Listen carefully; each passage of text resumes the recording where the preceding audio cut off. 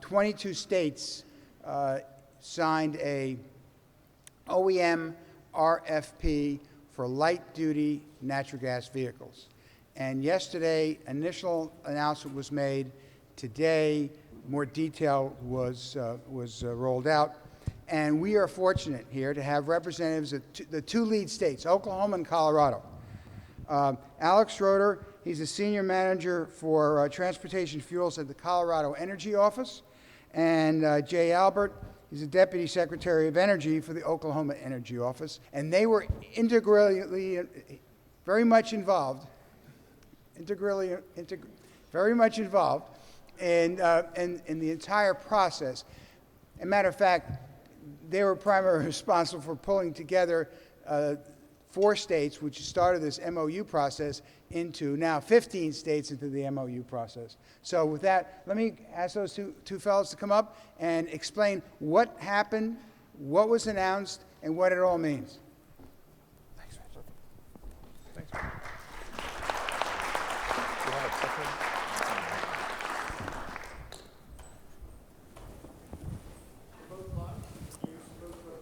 Okay, we could do the debate style? I'll stand over here with you.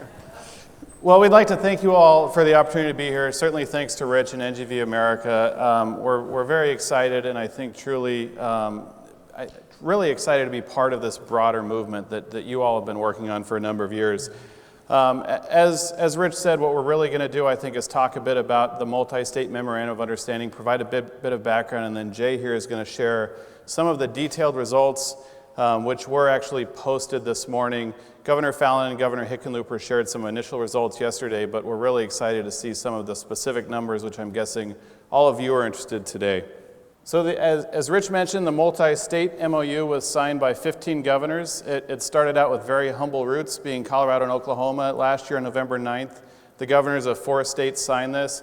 Effectively, what we committed to do was aggregating our state fleet purchases towards natural gas vehicles. The idea here really being that states can work together to aggregate demand, to develop a partnership with the automakers, to really drive innovation, drive demand, and create a market. The state of Colorado, I can tell you, has 8,600 vehicles in our state fleet. You multiply that, you figure you can really multiply the results as well. So there were a couple conditions we have. We were looking for an OEM vehicle, an integrated design. We were looking for something that was affordable, functionable, and fully warranted. And so, this wasn't a blank check from the states. This was really our attempt to drive a market that could not only serve state fleets, but also hopefully create options for consumers. So we also, I think a big part of this is the state bid is actually also what local governments purchase off of. And I think this is one of the things that really doesn't get stressed enough. In Colorado, probably 60 to 70% of the vehicles on the state bid are actually purchased by local governments.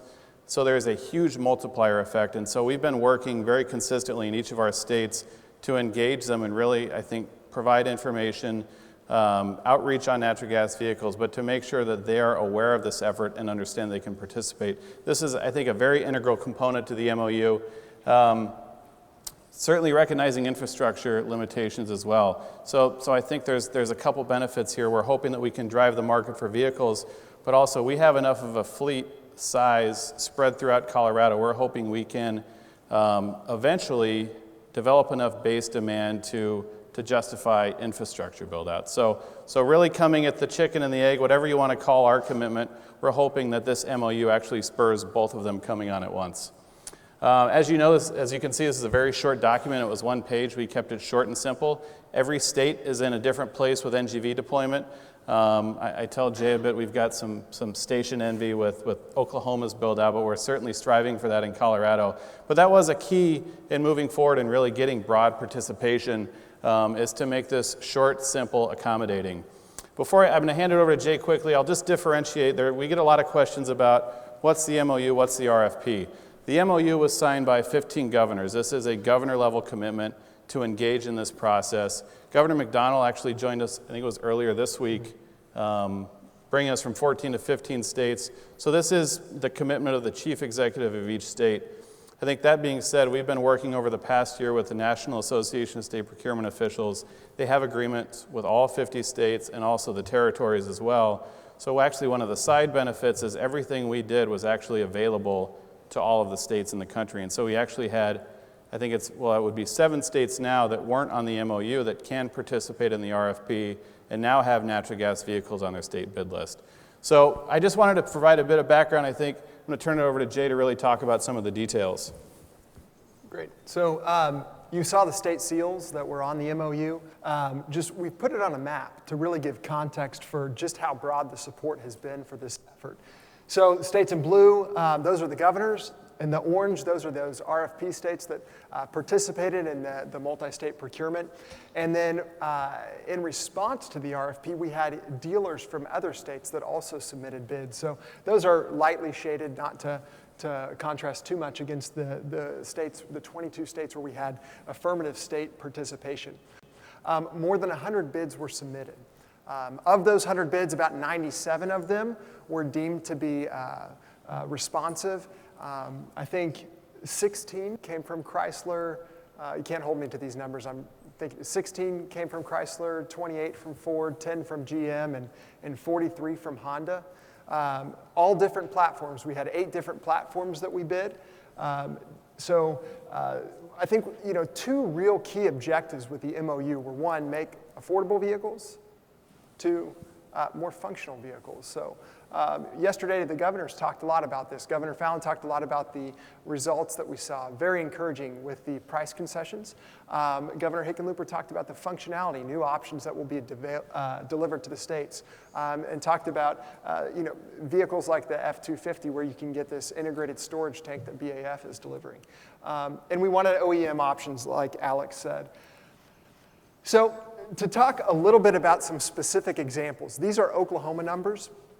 And as I said, we bid 8 different platforms. We awarded several of those platforms, we received bids for half-ton pickups, but those were tossed out because we basically had folks that were trying to bid outside the scope of what the guidelines really provided. No bids for full-size, mid-size sedans, but like Alex said, the governor's objective is really to get there in the end game. When we met with the auto manufacturers in Denver, through the RFI process, we learned that really comes through validating the purchases of the vehicles that are currently made available. Those include vehicles like in the 3/4-ton pickup platform right now with the Dodge Ram 2500. So this is pretty significant. In Oklahoma last year, if you wanted to buy a Dodge Ram 2500, this exact same vehicle, without the CMG option, it cost $24,532. This year, you're going to be able to buy that exact same option for $29,993. So it's really great progress on the concession there. To convert that vehicle last year, that $24,552 vehicle, it was an additional $11,900. So you're looking at a vehicle that cost $36,000 that now costs $29,000. For less than $30,000, you can get into an OEM CNG vehicle. And in some states, that's as low as $28,900. In fact, I pulled up the Chrysler website right before this, and their MSRP on a gasoline a gasoline 2500 is $28,900.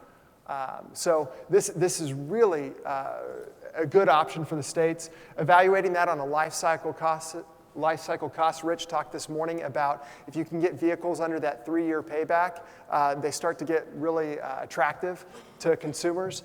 In Oklahoma, you can purchase CNG for $1.35, a gasoline gallon equivalent. Gasoline today, I think $3.66. So if you look at that price differential, and if you just assume you're only going to drive 15,000 miles a year, that'll pay out in 2.5 years. So this is really a great deal for the state. Honda Civics, we saw all these price concessions come down. So these were just examples of vehicles that were awarded in the states. So this is what we would have purchased it for last year in the state. And this is what we're going to be able to do this coming year. Yeah. Are these OEM vehicles? These are OEM vehicles. That means Ford is going to make vehicles, not just a prep engine that gets converted outside the system, that they're going to do it within Ford? So OEM was kind of a question that came up a lot throughout this process, and we wanted to interpret things as broadly as we could to make sure not to exclude people because we wanted competition to drive this. And so ultimately, the states just want to have a one-stop shop for all their warranty and reliability concerns. So ultimately, we're going to be able to go back to one dealer. We're not going to have to go to a dealer and then have to go to the QVM to uphold warranty. So that was the objective here, and if they could deliver that, then we considered an OEM option. And so that's kind of how the responses worked. So these are specifics. Full details are out there. You can thumb through them. We've got a link, I think, that was in there earlier, but if you go to dcs.ok.gov, you can get redirected to the website. Very encouraging in our states. In Oklahoma, we've got 11,000 vehicles. We purchase 500 to 700 a year. We've got 38% of our fleet with over 100,000 miles. We think there's a lot of built-up demand. We think there's a real opportunity with price concessions like this to be able to maybe not even purchase just 3/4 ton pickups, but replace that half-ton pickup, the 3/4 ton CNG option. So this is very, very encouraging. Our governors were very excited. And just to kind of hit on a point that Rich made this morning, we didn't just kind of show up and know all about CNG. I came to this conference last year and I didn't really know a lot, but our governors were mulling around this idea. And the education came from you guys. I want to point out Norman and his team at Chesapeake and really helping us in Oklahoma out on this. This has been a process that is just, it's developed over the last year. It's been very exciting to watch. And going forward, the governors are committed to continue working on this. I know our governors are. We want to ensure that our procurement staff knows they've got the support of the governors. So in future iterations, we hope to see continued progress with prices. We hope to see continued options with different vehicle platforms. So with that, we try to keep it relatively short and brief, but hopefully invite a couple questions and do our best to answer them. We saw, with the caveat, we saw a lot of this for the first time this morning. They kind of screened us from the procurement process because they knew that we'd go out and tell you guys if we found out too many of the details. So any questions? Yeah. Yeah, Rich. Any idea of volume? I mean, how many vehicles we potentially are talking about here? Oh, I was supposed to open with that. So how many vehicles we're buying? No, Governor Hickenlooper yesterday said, we could potentially buy 10,000. And that's realistic if you look at it. And the way we kind of get there is in Oklahoma, we thought, maybe 500 if we were looking at all of our vehicle platforms. And so I'll say Governor Hickenlooper's number, probably consider all of those platforms, full-size, mid-size sedans, half-ton pickups. We buy about 500 to 750 a year. With these types of price concessions, we think that we're going to be able to buy a significant amount in Oklahoma, multiply that across the different states. Really what we have now is options to go back to the agencies. We don't have a contract to go out and buy 10,000 vehicles. We don't have a contract to buy a certain number. But what we have are really attractive terms that we can go back to our agencies and say, look, you guys initially aggregated your potential demand and initially said you might be interested in purchasing these vehicles based on last year's price premiums. But this is what we've got now. And in Oklahoma, I know that there's significant interest and folks are very excited. Yeah. How about municipals and county fleets and sub-state fleets? Can they participate? So it's a jurisdiction-to-jurisdiction question, and in Oklahoma, they're able to. Colorado, they are as well, and I think that's really where we see a huge leverage opportunity. I think, as I mentioned, 60 to 70% of the vehicle purchases on our state bid are local governments, and so anything that we can do, they can do 3 times better. And so, this is, to really maybe build on Jay's point, this is a bit of a dance where we can't necessarily commit a volume until we know what the price discrepancy is going to be, because we have to manage that within our own budget. I think this gives us a lot of information with how to go forward. I can speak to Colorado. We actually have a legislative mandate. If a CNG vehicle is within 10% of a life cycle cost, we have to buy it. So this is extremely important to us in getting closer to that tipping point, which we're actually pretty confident we've done. And so it is kind of an incremental progress, and this has always been a stretch initiative. We weren't, we're very encouraged to see the results we did after year 1, but I think we're really starting to see the progress year 2 and 3 is again, it's really a partnership with the automakers where we're educating ourselves on where we can get the costs. The automakers are trying to figure out where the demand actually is, and so that's a relationship I think we're hoping to continue to build over the coming years. And I'll just piggyback on one quick one quick point there. So Governor Fallon has directed our fleet manager. We're not going to be purchasing any vehicles in these platforms that have been bid without first considering if a CNG option is available. So we don't have the executive order out there, but we've got the directive directly from the governor telling our fleet manager not to approve them. So how long? You have five vehicles here for Oklahoma. How many different kinds of vehicles were bid for the 22? I mean, I don't quite understand. Yeah, so these are just examples. In Oklahoma, 3/4 ton pickups, we actually had awards for the Dodge Ram. We had awards for a dedicated F-250, a biofuel F-250, and for the GM product as well. Honda Civic was the only compact sedan. Ford Transit Connect was the only transit van. And then the Fords and the two cargo vans, I believe we had bids for GM products as well. So contracts were awarded to all to provide optionality. For example, with the 3/4 ton Ram, you don't want to only provide, or the 3/4 ton truck, you don't want to only provide the Dodge. We wanted to also give people within our state agencies the option if they needed that extra degree of functionality that comes with that integrated storage tank on the F-250, for example, to be able to buy that. We're probably running up against time. There's a very quick question here. How long's the order window open for these? So, Alex, backstop me if I'm wrong, but this will be added to the contract this year. Purchases can be made off the contract this year. We're going to continue building on this in future years as well. So this is something that I think we're going to see in the next coming months. So, but if I'm talking to a local government and they want to buy off this, they have until when to make that decision? It's typically a year cycle. But I think the caveat, I mean, I would also say that this RFP is probably going to go back out. And so it's not like they missed their window after a year. But that's for these prices in Oklahoma. Every state got different prices.